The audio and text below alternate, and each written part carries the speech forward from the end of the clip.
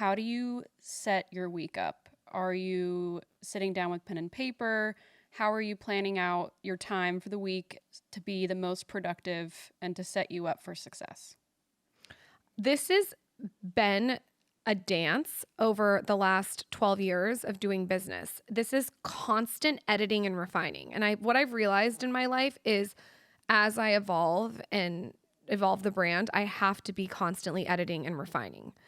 And when I first started out with an assistant, 10 years ago, I wasn't doing that. And with you, I feel like we're constantly being like, okay, this didn't work, so let's do this differently. We're constantly like on text communicating about what's working and what's not.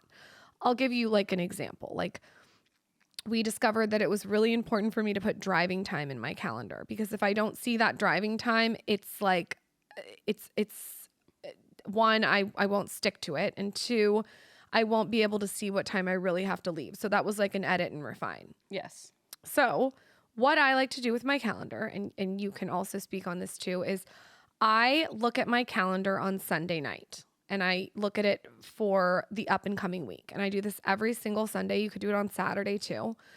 And I spend 10 minutes just thinking. And thinking time is so underrated. I just think about what's going to work and what's not going to work. So I spend my money on my time. It's where I love to spend money. So I will get my makeup done so I don't have to spend an hour in the mirror. I will get a blowout so I don't have to spend an hour blowing dry my hair. And I'll use the time that I'm saving to be productive. So if I'm getting makeup done, Katie will set 4 calls. If I'm, getting a blowout, I'll set an hour to review something that needs to be reviewed and edited by me. I'll give another example. I'm having a birthday party for my son tomorrow and Weston's coming over, we'll set an hour aside to go over up and coming products before the birthday. Like I'm always looking for strategy when it comes to time. And I think when you're doing this, number one is if you can have a hire, the first hire should be someone who is a strategist with the calendar. Because if you're able to open up more time for yourself, you're able to be more efficient and more successful. So what I found is having someone like Katie really comb through my calendar with me every single day, weekly, and constantly refining has made me make more money. It's made me a better mother. It's made me be more present. It's made me be able to put my phone away because it's opened up space on my calendar. So going back to a granular habit is Sunday, I look through my calendar. I probably annoy the fuck out of Katie by sending her a text message saying, Katie is really good at doing the overall calendar, and then I'll come in with that fine-tooth comb on Sunday and move a couple things. Sometimes I'll see a call on the schedule that can be combined. So I'll give you a very specific example. We do sprint calls with our team where our team gets on the phone and it's 15 to 30 minutes to go over what's going on. And we probably do them 2 to 3 times a week. But if I see another call that's a marketing call and that can be combined into a sprint call, we'll combine it. So Katie and I are always looking for ways to be creative.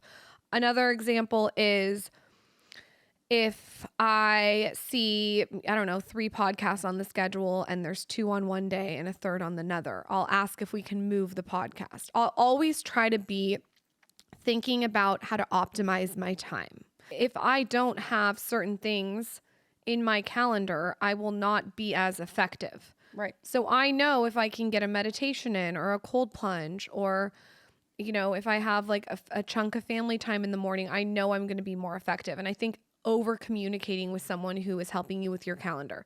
Now, if you don't have someone to help you with your calendar, that's okay. You can still, go through your calendar with a fine tooth comb. I'm also not telling you to be busy 7 days a week. There is days where I have nothing on my calendar. Yep. And, Ryan Holiday taught me this, in my opinion, and his opinion too, the most successful people are ones that have days with nothing. I don't want to be booked to the brim. That would make me miserable. You know that I don't like being on the phone. I just don't.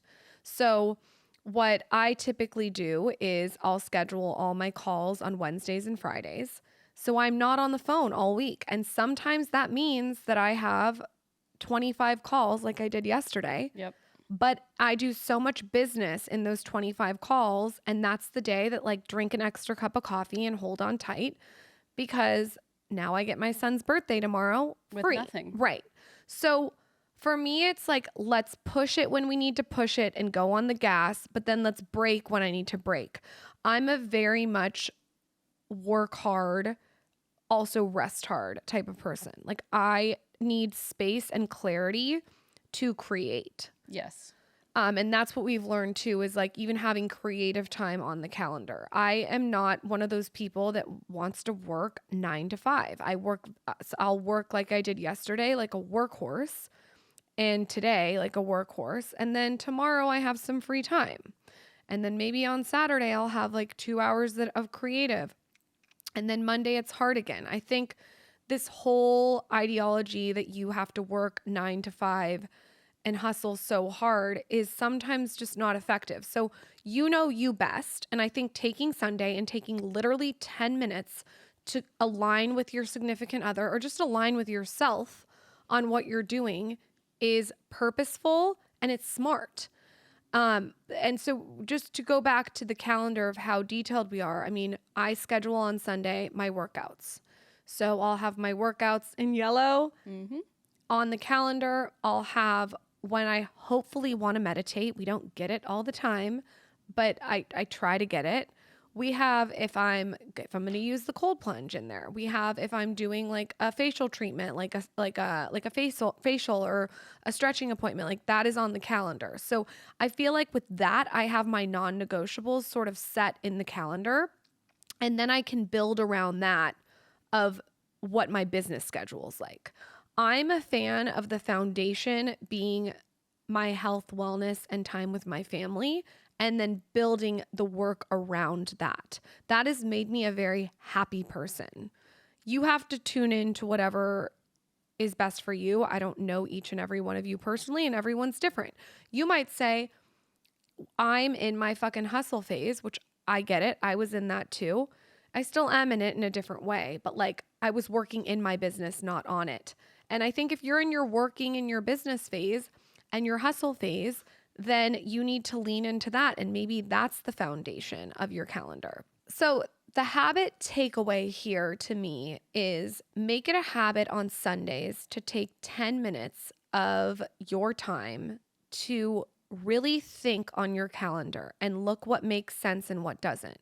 Do you have driving time? Another thing I realized is when I was done with the gym, I had no shower time in my calendar. So I'd be like going from a shower or going from the gym to like straight to makeup, and I needed like shower time within that. Yes. And getting dressed, I think too. It's like those little things that you just don't even think that take time.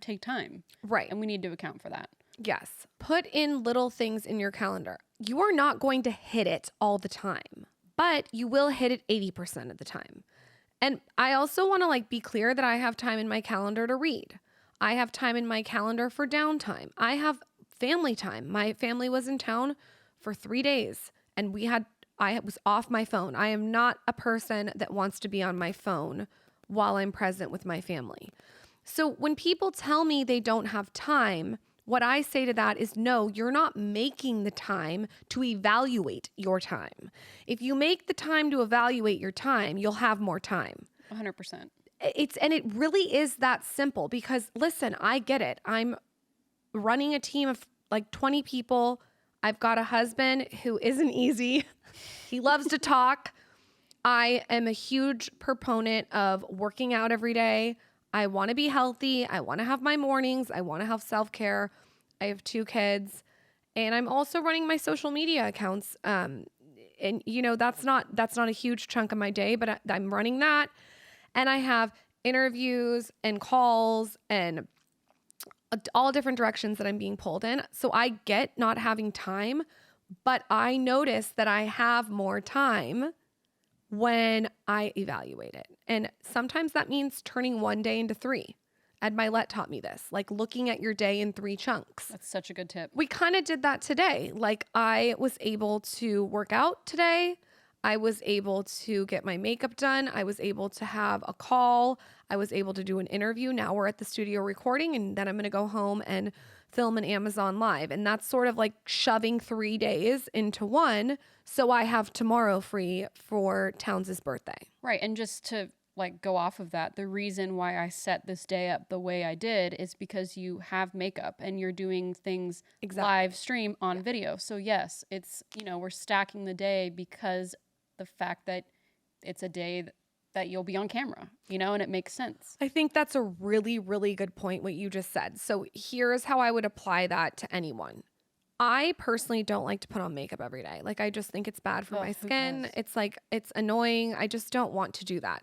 If you're like me, what I would say is pick the days that you have to put on makeup and build the day around when you're putting on makeup. That is being a practitioner of your time. So the habit is Sundays, take 10 minutes to think about your week. Make the foundation of your week with what's really important to you. Build around that, and make sure that there's also time for you to have space within your calendar. Those are habits that I adhere to, and I promise you it will change your life.